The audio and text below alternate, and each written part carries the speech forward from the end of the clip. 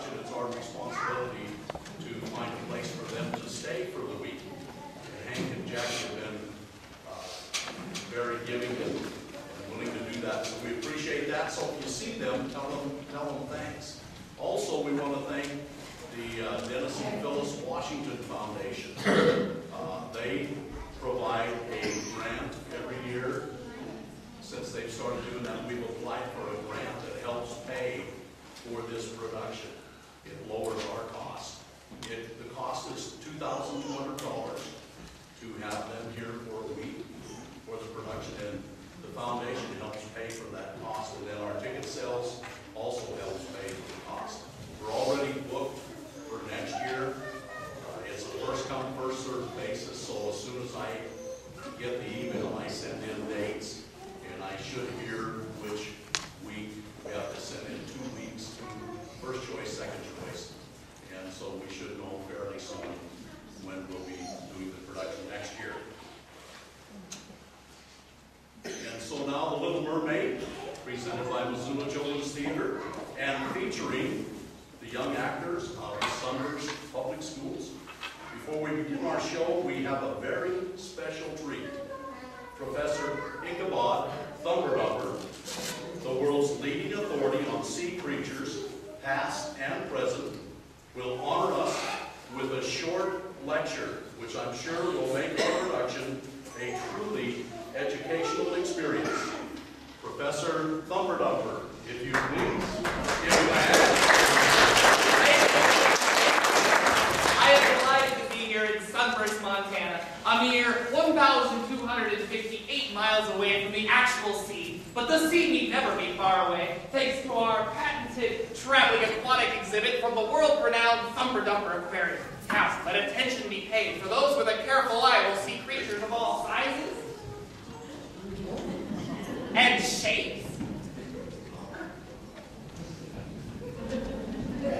and colors as well. Meow, meow, meow, meow. An electric eel, where does it plug in? A stingray, too friendly to sting. Schools of fish study undersea music while perched at their desks. Listen, you can hear them practicing their scales.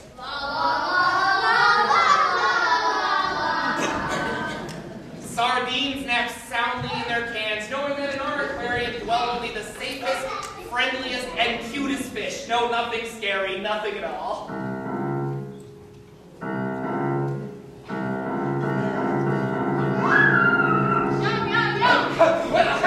I'd like at this time to give a very special welcome to the Sunburst chapter of the Sea Scouts of Montana.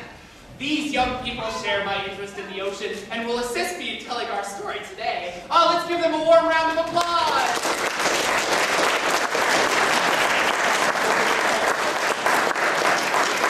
Now then, my fascination with the residents of the sea began during my early teenage years, while my friends and classmates were into those racy cars, sporting events, or the latest flavor of popular music. I would sit for hours, toes dangling in the icy Atlantic at the end of an abandoned wharf in my tiny home seaside village town of Cape Elizabeth, Maine. There I would spread my yearning youthful arms over the green and glassy surf and, you guessed it, burst into song. Maestro, if you please. I wonder what's under the sea. What features, what creatures, what mystery. What could I uncover? What would I discover? What's waiting down under for me? What's I got a notion to go to the ocean to see things that I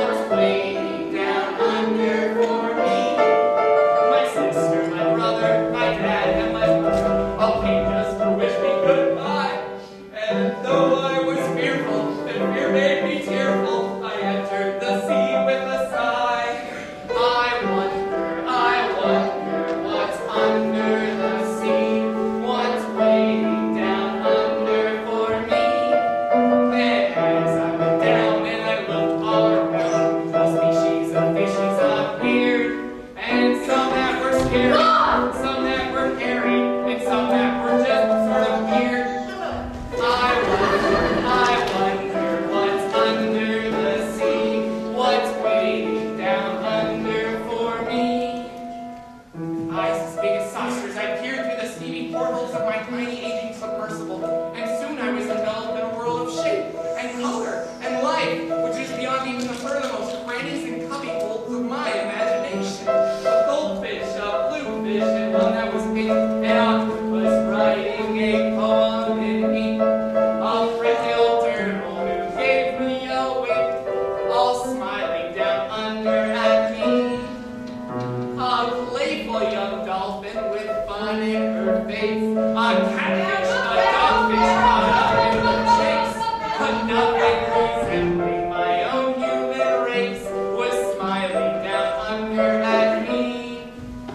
I wonder what's under the sea, what features, what creatures, what mysteries, what could I uncover, what would I discover, what's waiting down under for me, what's waiting down under for me. A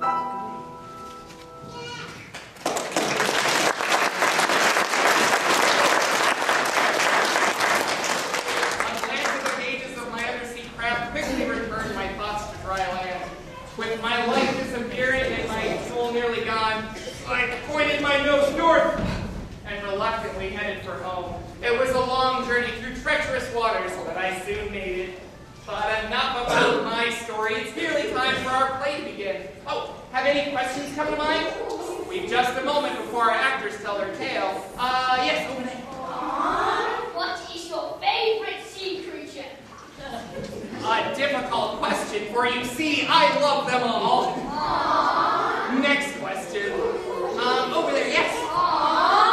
What is your most famous discovery?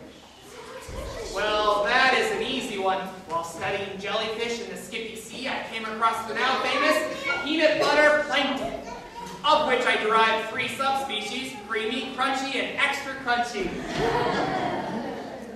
Next question. Oh, that's so Have you ever seen a giant squid?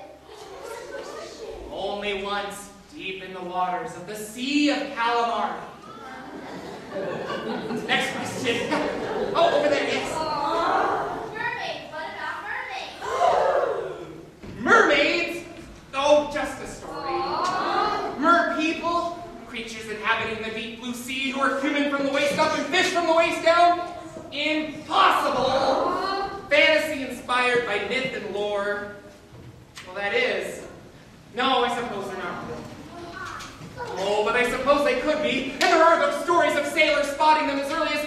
All right, I admit it, I am a believer. Hooray! But enough about me. It's nearly time for our play to begin. And after the final curtain has fallen, maybe then, and only then, you can decide for yourself about the richest mystery of the sea. Beautiful, elusive, the stuff of dreams, the mermaid. Come with me now into the cold blue waters of your imagination. Deep, deep we go into the last great unexplored region of all planet Earth.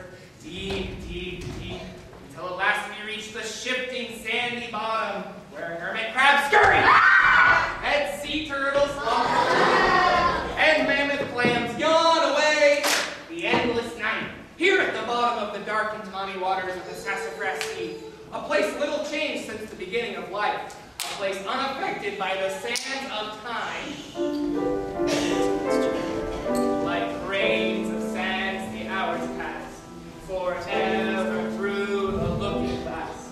The shifting sands go drifting by, the sands of time that make time fly.